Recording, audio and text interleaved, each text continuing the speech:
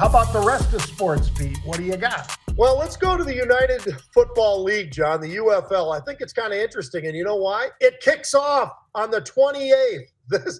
The season begins again, and I got to give The Rock some credit because when you look at spring football leagues, most of them have been okay at best, not very great with their numbers and all the rest of it. But ever since this merger of the XFL and the USFL, things are starting to come together. And I will say this, too. They've got some very quality players. They got some high-quality coaches. Bob Stoops is down there in Arlington. You got Skip Holtz down there in Birmingham.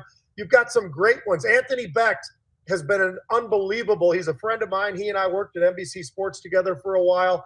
He's done a great job coaching for St. Louis as well, John. But this kicks off the 28th. June 14th is when they got the championship game. There's only 8 teams in the league. But maybe that's a good thing. I don't know. Some of these leagues, they want to have more. Some want to have less. You're going to play how many games and all the rest of it. But I will say this. So Fox owns 50%. The Rock, along with Redbird Capital, owns the other 50%, and The Rock's wife. But here's some of the numbers, John. TV viewership growth. They went up 34% last year for the UFL.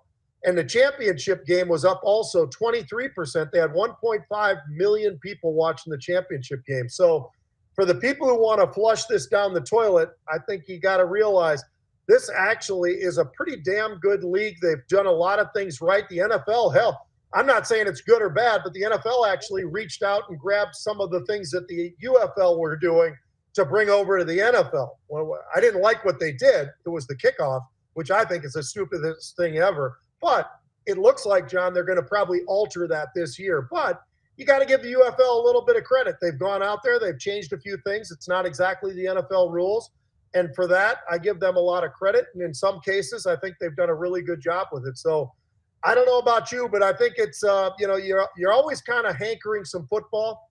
A lot of these guys are going to be playing in the NFL as well because they end on June 15th, which means they have plenty of time to get into the NFL as well, John. It's almost like a little bit of a producer for the NFL now. So could be pretty interesting. And I don't know. Are you interested in it? Are you going to watch some of these games, do you think? I am, Pete. I was looking it up. They topped 32 million viewers last year. Now, that's not every game. Every game, the season average was 850,000. Yep. Which, by the way, ain't that far from the NBA. And that's just a little dig at the NBA.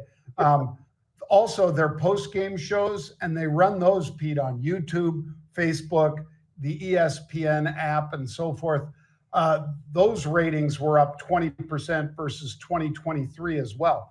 If they stay on the track that they're on and or accelerate even faster, which is what I'm predicting, Pete, that they will accelerate faster, you're talking about a winning bet by Fox, by Redbird, and by The Rock. So, and he's out there touting it like crazy. So look for him to be one of the main drivers and doing interviews and all the rest, because not only does he have a vested interest, but he really likes football. That's what he played at the U in Miami. And he'd really like to see this be a big deal, and it could be. I'll tell you one thing you got to give him credit for too, John. He capitalized on something. He wasn't quite at the level, no offense to The Rock, to be in the NFL. He just wasn't, right? I mean, he tried, didn't work. But he was, in a way, think about the money he made in wrestling, John, that was giving higher money than a lot of the guys that were playing in the NFL. So it was actually a stroke of luck for him to not be in the NFL and be in the WWE and make the kinds of money that he made. And let's be honest, I mean, building a huge foundation of money that just got bigger and bigger and bigger, a little like a guy like Bill Goldberg and some of these other guys. You know, I mean, honestly, these guys are – the money that they made in wrestling probably dwarfs what they would have at the time been making in the NFL. So NFL money is getting a lot different, as we all know. Speaking of the NFL, John, the New York Giants have made a hell of a lot of moves that are pretty interesting. So one is, last Friday they signed Jameis Winston. Now, do I think he's a great quarterback? I absolutely do not. Is he a quality guy who could be great in the locker room and step in under an injury situation? I think so. He's only 31 years old. He's got a little bit more fuel in the tank. He's got 154 touchdowns against 111 interceptions. That's the problem. He throws too many interceptions, when you consider where he is on the touchdowns. Now, they signed Russell Wilson yesterday, John, who's 36 years old. He clearly will be the starter. Now, Russell has 350 touchdowns against 111 interceptions. Russell is a special player. Whether you like him or hate him, his personality, all the other things, everybody's got their thoughts. But he's a quality quarterback who I think is the right guy to probably be at the helm for the New York Giants. Here's the question for you and I heard Mike Tannenbaum, our friend, was talking about this as well. What do you do in the draft with the third pick? Do you still go for a quarterback, or do you slide over and say, well, we got the quarterback, maybe now we can get whomever is there, because you got a lot of them there at that point? I'm going to say this. You still take a quarterback. If it's Shedeur Sanders, that's who you've got. I think you take him, and here's why. Let him sit for a year underneath a couple of veterans who are out there. They've got a little bit of gray beard going and all the rest of it. He can learn from them. He's not going to get the crap kicked out of him, John. He can save that for Jameis and for Russell to get the crap kicked out of him. That offensive line didn't exactly light it up last year.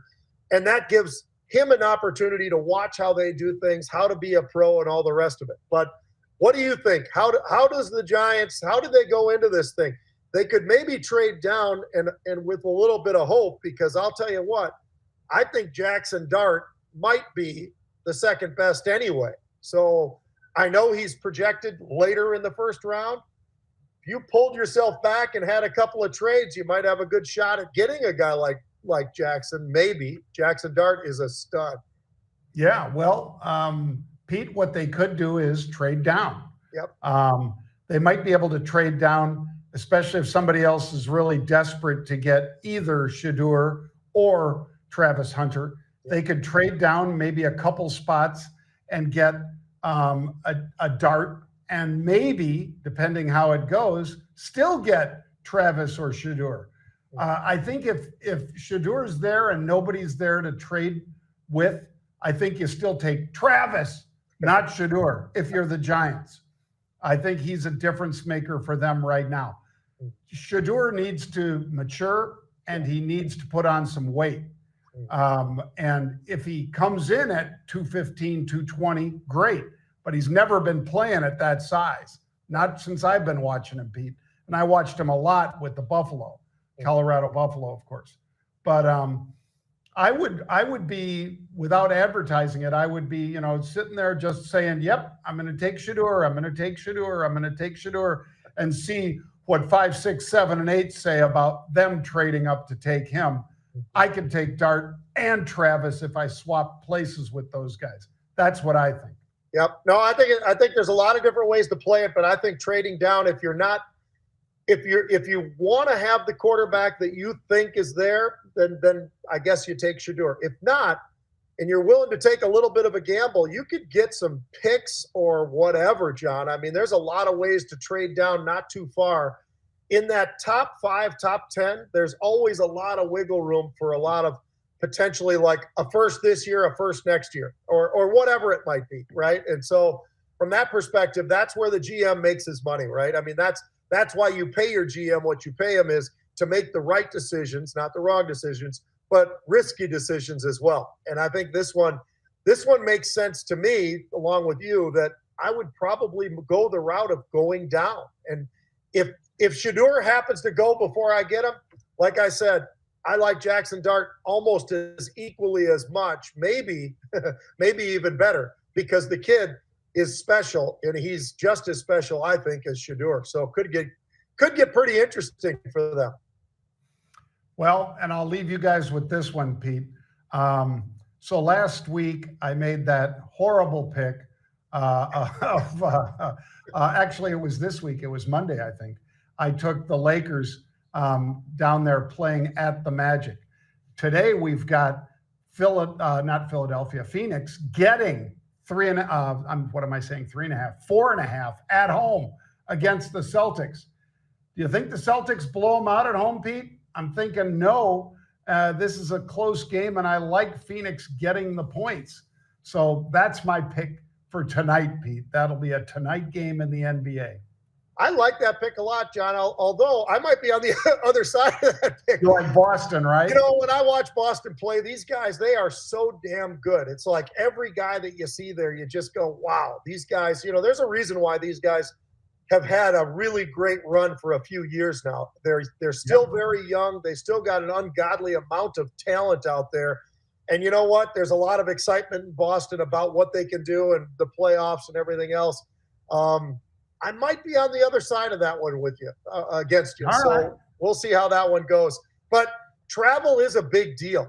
And you know what? I don't know enough about Boston this year, John. I don't know how much those guys do the quote-unquote load management. I hope it's not much, if at all. But if they do, is this one of those where they sit? I don't know. So I'd have to explore that a little bit more. But I'll take Boston just because it's Boston and they seem like they're just on a roll, man. All right. Well, we'll give you guys an update tomorrow on Sports with Pete and John. Thanks for joining us today, folks, for the Rebels Edge. Remember, register for that cash flow summit tomorrow at the market close, 4 p.m. Eastern time. Just go on over and click on that. And Pete and I will be back tomorrow at 1 p.m. with the Rebels Edge to remind you to register. We'll see you tomorrow, folks.